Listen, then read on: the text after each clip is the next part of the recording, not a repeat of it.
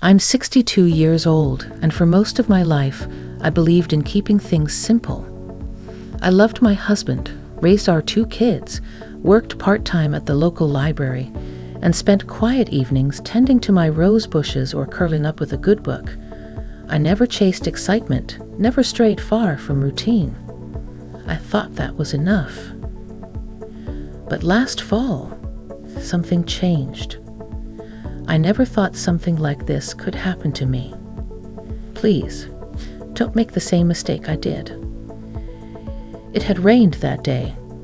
Not a downpour, just that light, steady drizzle that turns everything gray and makes you feel like the world's gone quiet. I remember how the windshield wipers made a soft rhythm as the car moved down the road, back and forth, back and forth. We had just left a quarterly meeting at the Marriott Conference Center. One of those long corporate things with dry chicken lunches and lukewarm coffee. My husband, Greg, couldn't make it. He had a dental appointment he couldn't reschedule. So his boss offered to drive me home since we lived only a few blocks apart. "Are you sure?" I had asked. "Of course," he said, smiling gently. "It's on my way, and I could use the company." His name was Mark Delaney. Early 60s, maybe a couple of years older than me. Tall, with silver hair that always seemed perfectly in place. There was something calm about him, something collected. The kind of man who speaks softly and still manages to command a room. I'd known him for years through Greg. They worked together for nearly 2 decades, and every time I saw Mark, he was polite, respectful, almost distant. We'd spoken only in passing, the kind of conversations that filled the space between polite laughter and conference dinners. But that afternoon felt different. The car smelled like cedar and mint, and the leather seats were warm. We didn't say much at first, just the usual small talk. How tired we were of meetings, how dreary the weather had been, how fast the year was flying by. Then a pause. Not awkward, just quiet, comfortable, almost. "You know," he said, glancing sideways at me, "you have a peaceful way about you." I smiled, not quite knowing what to say. "I guess I've always tried to be that way. Doesn't always work." He chuckled, eyes back on the road. "No one's peaceful all the time." The rain tapped gently against the windows as we drove through the sleepy suburbs. We passed the park where I used to take the kids when they were small. I stared out the window, memories tugging at the edges of my thoughts. "You ever think about what comes next?" he asked. That caught me off guard. "Next?" "In life," he said. "After the kids grow up. After the job's not enough anymore. After the house feels too quiet." I hesitated. "Sometimes, but I try not to dwell on it. I've always been someone who looks at what's right in front of me." He nodded slowly. "I used to think like that too." The tone of his voice changed then, just a little softer, a little sadder. I turned to look at him. His eyes stayed on the road, but there was something in his face. Not sorrow exactly, but weight. A tiredness that hadn't been there before. "I lost Claire 3 years ago," he said. I felt a knot form in my chest. "I'm so sorry." Greg told me, but we never talked about it. He nodded. "It's all right. It's just when someone's been part of your rhythm for so long, it's like the whole song feels off after they're gone." I didn't know what to say, so I didn't. I just let the silence sit between us for a moment. Sometimes silence is kinder than words. We pulled up to a red light, and he finally looked at me. Really looked at me. Not the way a man looks at his friend's wife. Not the way a boss looks at a colleague's spouse. There was something deeper. Curious. Searching. "I envy Greg," he said, voice low. My breath caught. Why? Because he still has you. His words weren't crude or flirtatious. They were sincere. Too sincere. I tried to speak, but the light turned green, and we started moving again. The words caught in my throat. He didn't say anything else for the rest of the drive. Neither did I. When we pulled into my driveway, the rain had stopped. There was just the sound of water dripping from the branches overhead. I reached for the door handle, trying to think of something. Anything that would make this moment feel less strange, less charged. But then he said it. Would you mind if I asked you something honest? I turned back toward him slowly. I suppose that depends. Do you ever feel invisible? That question sat in the air like a held breath. My fingers let go of the door handle. I could have lied. I could have laughed and brushed it off. But I didn't. I just looked at him, and I nodded. He reached out, not to touch me, but to offer his hand, palm up between us like a quiet invitation. I didn't take it. Not then. But I didn't walk away either. I didn't sleep well that night. Greg was already snoring softly beside me, his arm draped across his chest like it always was. Everything was exactly as it had been for years. Same house, same routine, same man. But I couldn't quiet my mind. Mark's question echoed in my head. Do you ever feel invisible? I stared at the ceiling for what felt like hours, watching faint shadows from the window dance across the plaster. I wasn't angry. I wasn't flattered either. What I felt was far more complicated, a slow unraveling of something I hadn't realized was knotted inside me. It wasn't about attraction. It wasn't even about Mark. It was about being seen, truly seen, not as a wife or a mother or a neighbor who remembers to water her lawn, but as a woman, a whole person. And it had been so long since anyone had looked at me that way. The next morning, I went about my routine: coffee, toast, feeding the cat, folding Greg's shirts from the dryer. But everything felt slightly off, like the furniture had been rearranged just enough that I kept bumping into the edges. Around noon, my phone buzzed. A text. Mark Delaney. Hope I didn't make you uncomfortable yesterday. That wasn't my intention. I stared at it for a long time before replying. You didn't. I just wasn't expecting it. He responded almost immediately. Me neither. That was all. Just 2 words. But somehow they carried more weight than I wanted them to. We didn't talk again for a few days. I thought maybe that would be the end of it. A strange moment in a car that would slowly fade into memory. But it didn't. If anything, it lingered.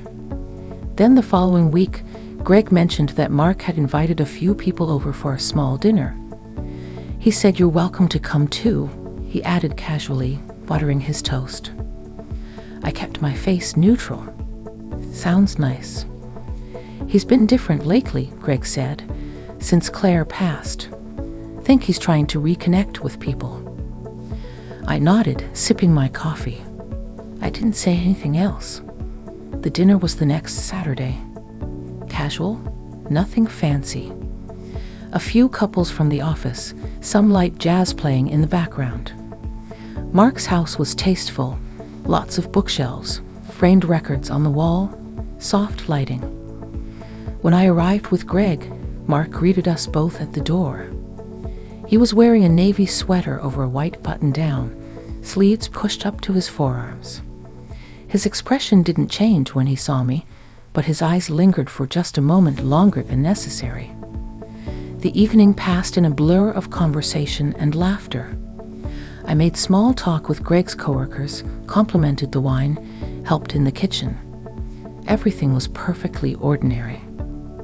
But I could feel him, watching me, subtly, from across the room.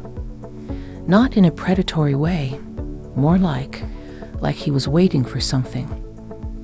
Later, after dessert, I stepped out onto the back deck. The evening air was cool, and the garden lights cast soft glows across the hedges. I leaned on the railing, breathing in the scent of wet leaves. "Thought I might find you out here," Mark said behind me. I didn't turn around, needed some air. He stepped beside me, leaving a respectful space between us. "You look distracted," he said. I laughed quietly. "That's one word for it. I meant what I said, about you having a peaceful way, but I also see something else." I looked at him now, frowning slightly. "What do you mean?" "I see someone who carries a lot and doesn't let anyone see it." I didn't answer. I couldn't. The truth is, there were parts of me I had tucked away for so long. Dreams, wants, regrets. I had wrapped them in silence and practicality, convinced myself they no longer mattered. But in that moment, with Mark standing beside me under the soft outdoor lights, I felt them stirring. He turned toward me gently. "You deserve more than invisibility." Those words shouldn't have meant anything.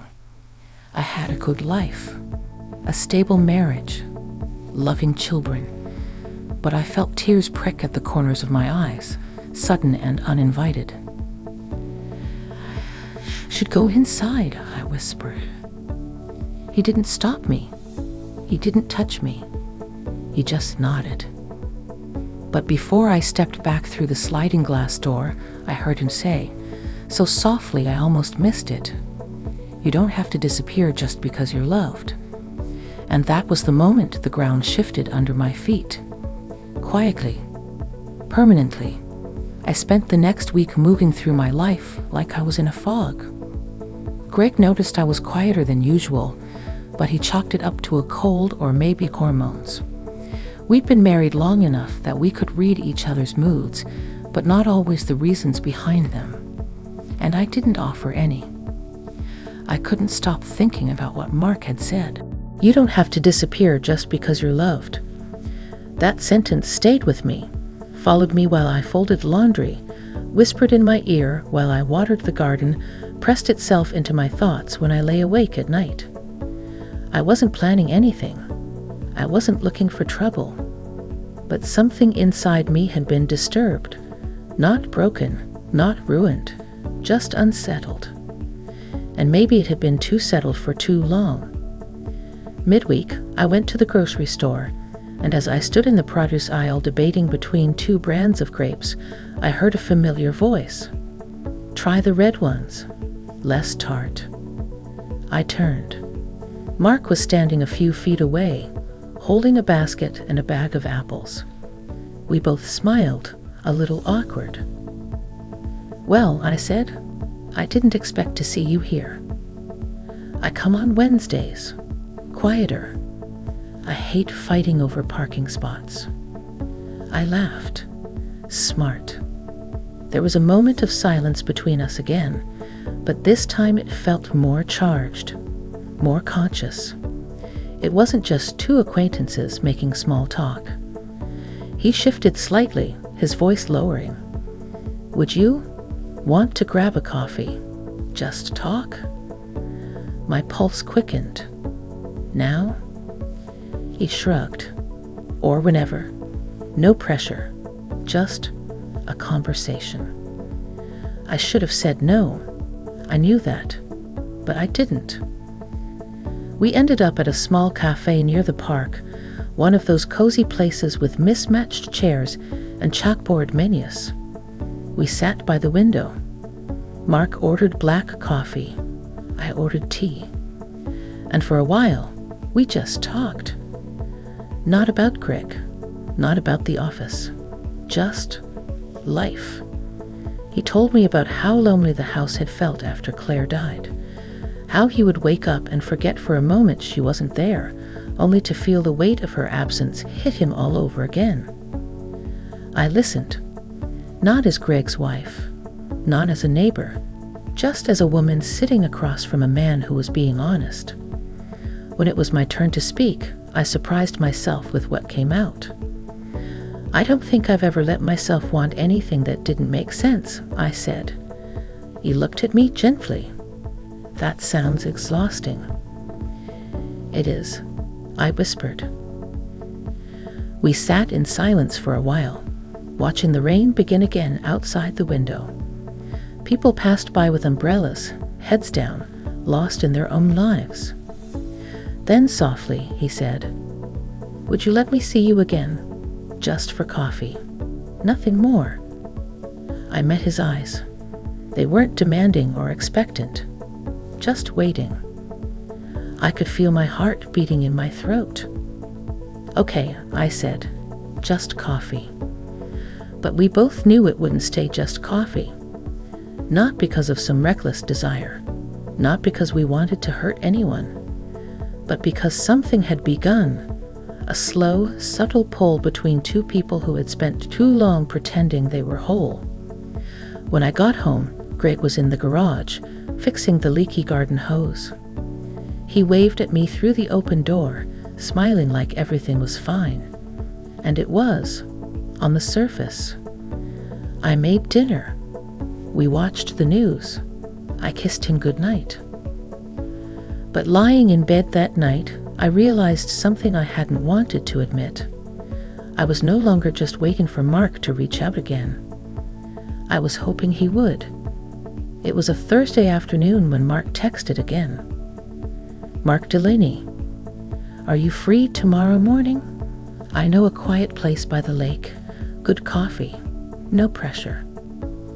I stared at the message, my thumb hovering over the screen. The week had passed slowly, too slowly. Every hour felt like a question I couldn't answer. And now, here it was, the answer asking for me. I typed yes and hit send before I could talk myself out of it. The next morning, I told Greg I was going to the farmer's market. He didn't question it. He was heading into the city for a team meeting, already half distracted by a conference call. I watched him pull out of the driveway, waving from the porch, the familiar ache of routine wrapping around me like a shawl. Then I got in my car and drove in the opposite direction. The cafe was tucked away near the lake, small, quiet, nearly empty on a Friday morning. Mark was already there when I arrived, sitting at a table by the window. He looked up as I walked in, and something in his face softened. No smile, just stillness, recognition. I sat down across from him. For a while, we didn't speak. We just sipped our drinks and listened to the sounds around us, the gentle clink of cups, the occasional gust of wind against the glass. Then he said, "Thank you for coming." I nodded, unsure of what to say, but my eyes didn't leave his.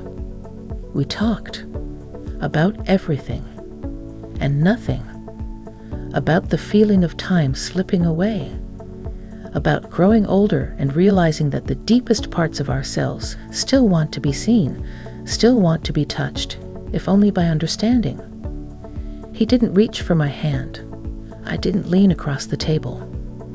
But something passed between us that morning, something undeniable. When we left, he walked me to my car. I opened the door, placing my bag inside, but I didn't get in yet. I just stood there, the early sun glinting off the lake behind him, the wind pulling at the edges of his jacket. He looked at me carefully. "Tell me what you're thinking." I hesitated, then spoke softly. "I think I've spent most of my life doing what's expected, and I'm proud of that. I'm proud of my marriage, of raising good children, of keeping a good home. But somewhere along the way, I stopped asking myself what I wanted. And now, here I am, talking to someone who saw that before I did." He stepped just a little closer, but still didn't touch me. "I've never wanted to hurt Greg," I said. "I know," he replied.